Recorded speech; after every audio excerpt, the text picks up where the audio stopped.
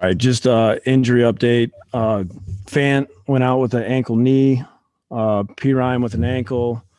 Peanut went out with a hamstring, and then Chuma went out with an ankle. Those are the guys that didn't finish the game.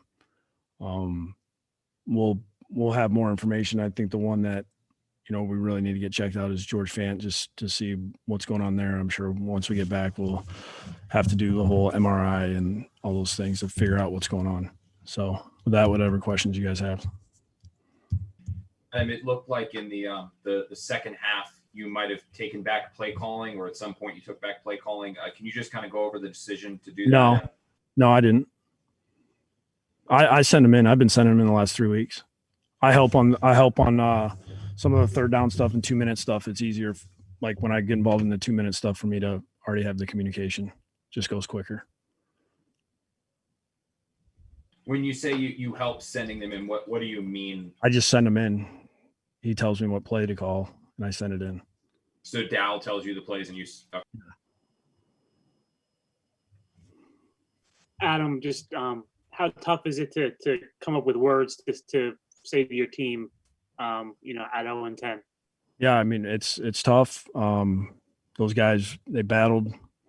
We struggled in the first half. Obviously, we had some good momentum going. We get a turnover, throw a pick six, and then we couldn't do anything on offense. We struggled to get those guys off the field. Second half we at least we kept fighting, got in the end zone, made it a close game. Had the ball. Defense did a good job of getting those guys off the field. For us to have a drive at the end, we couldn't make enough plays to try to tie it up. Adam, what went into none of your receivers, your quote unquote big three, having a single catch in the first half? Was that? Yeah, that wasn't obviously planned. There were some plays that were called to those guys. Ball didn't go there. What did you make of Flacco's day? I mean, that's got to be on him to not get the ball down to those guys too? Is that correct? Yeah, some of them. Once we watch the tape, you'll know exactly, why things happened the way they did. There was a couple times where, either he was pressure or the coverage dictated for us to drop the ball down. I mean, I don't think we had a ton of attempts as it was in the first half. What happened on the pick six there? What did you see? It wasn't the right decision. Adam, can you tell us about the decision to have Sam Ficken kick today? And did he not look right to you in those 2 extra points? Yeah, I mean, I think I was a little surprised that he missed those.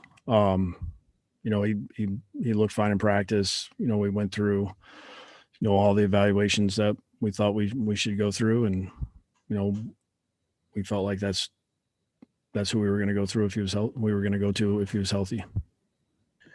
Could you just talk about the match? Obviously, a difficult spot for all those rookies in your secondary facing that core of receivers. I think Allen had some ridiculous numbers in the game. How tough was that matchup, and is there anything you could have done better? Yeah, I mean, obviously, when we look at the tape, we'll be able to evaluate that part of it. Is that part of if we could have done something different.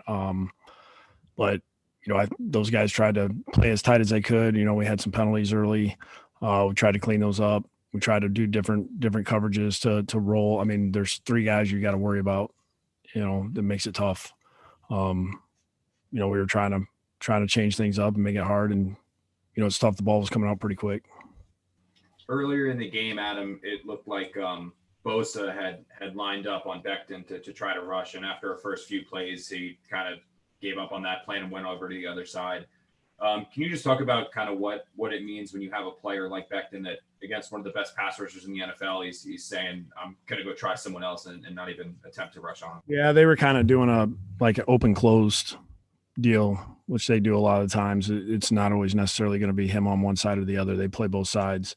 They were moving Melvin around quite a bit too. They were using some odd fronts where they were letting Melvin walk around and kind of work some pick stunts and things like that, especially on third down.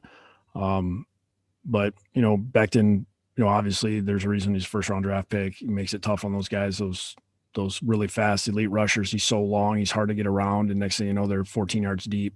They're around the quarterback or behind him. So, it's a positive for us that we got a guy that, can control that side of the line of scrimmage. Why did Mackay go out for a little bit? They checked his knee. They were just making sure he was all right. So, Adam, I just want to go back to the play calling things. Just to be clear, so you said Dowell was still calling the plays, but you were sending them in. Yeah, we've been doing it the last 3 weeks. Isn't that make it more complicated? Why not just have? It's like, why do you need the middleman? Why not just have him send? Because I get involved in some stuff in 2-minute situation. I mean, it's not that hard, Rich. I mean, he says play 25, and I read it off. Okay, so you're like, you have veto power. If I feel like doing that, I could, but that's not something I'm looking to do. It's just it helps us when we're doing some of the 2-minute stuff. Okay. Adam, was there a concerted effort at halftime? Did you guys talk about taking more deep shots? Trying to get Rashad and Denzel more involved? Yeah, I mean, we were trying to do that in the first half. I think we called a couple plays that just the ball didn't go down the field. They played a little softer on a couple things, and we talked about it. We said how can we get the ball? How can we get these guys the ball? Let them go make some plays. We'll take a couple more for Coach. Can you talk a little bit, Adam, about Denzel? He seemed like he made a couple nice plays down the field. Also drew the 2 penalties. Yeah, and anytime you got a guy that can go up and get it, and has speed at the same time, you can tell those guys were trying to make sure he didn't get over the top. I mean, he got behind him a couple times, and then there was a couple times where he basically just had to box him out and go get it. Hopefully we can just keep developing that and finding ways to getting him the ball down the field. At 0-10, what do you say to the players after this, and what is the challenge in keeping them positive moving forward? Yeah, we got to go back to work. We got to go back to work, go back to practice, fix some mistakes. Guys have done a great job with the energy level at practice. I haven't seen any letdown or anything like that. I think this is a tight group. These guys try to, do everything the right way and just trying to find a way to win a game. Adam, what happened with Bless Austin? Yeah, I mean, we tried to practice on Friday, and it looked like, he looked concerned with it, and then we checked with the doctors again. He didn't feel good with it, so we ended up putting him down and just keep evaluating where he's at. Coach, you lost to the Dolphins earlier this season. How are you preparing differently? Yeah, I mean, I'll figure that out here in the next couple of days. I haven't gotten that far yet.